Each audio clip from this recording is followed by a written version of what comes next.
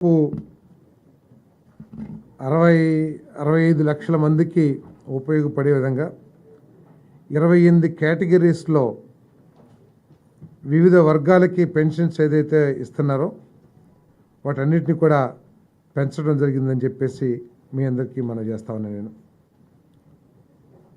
3,000 నుంచి 4,000 రూపాయలకి ఈ పెన్షన్ను పెంచడం జరిగిందని చెప్పేసి మనం చేస్తా ఉన్నాను.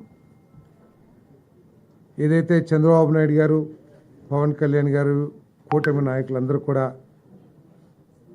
మా ప్రభుత్వం రాగానే మొట్టమొదటి మాసమే పెన్షన్లు పెంచి ఇస్తామని ఏదైతే హామీ ఇచ్చారో దానికి అనుగుణంగా ఈరోజు పెన్షన్లు పెంచే కార్యక్రమం జూలై 1వ తారీఖు నుంచి పెన్షన్ పెంచే కార్యక్రమం చేయబోతున్నామని చెప్పేసి మనం చేస్తాము.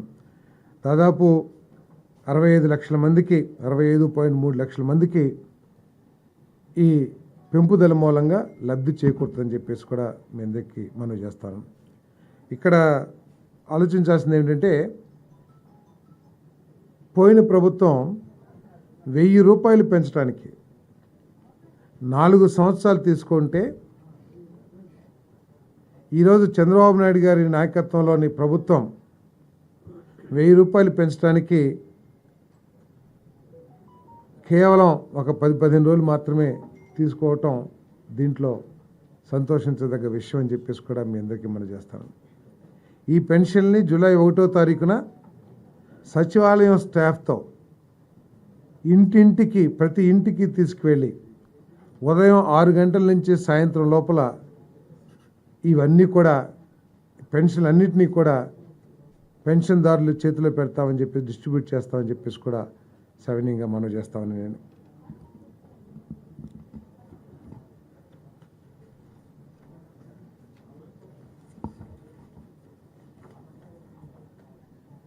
మరి ఒక కేటగిరీ ఫిజికలీ డిజేబుల్డ్ పర్సన్స్కి 3,000 నుంచి 6,000 రూపాయలు, పూర్తి అంగవైకల్యంతో ఉన్న వాళ్ళకి 5,000 నుంచి 15,000 రూపాయలు కూడా పెంపుదల కూడా ఇవ్వబోతున్నామని చెప్పేసి కూడా నేను మనవి చేస్తాను. కొన్ని క్రానిక్ డిసీజెస్ ఉన్న వాళ్ళకి లివర్ డిసీజు, అదేవిధంగా ఎలిఫెంటాసిస్, కిడ్నీ ఇటువంటి దీర్ఘకాలిక అనారోగ్యం ఉన్న వాళ్ళకి 5,000 నుంచి 10,000 రూపాయలకి పెంచడం జరుగుతుందని చెప్పేసి కూడా మనం చేస్తాను. వీటన్నిటి మూలంగా అంతేకాకుండా మేము చెప్పినట్లు జూలై 1వ తారీఖున 7,000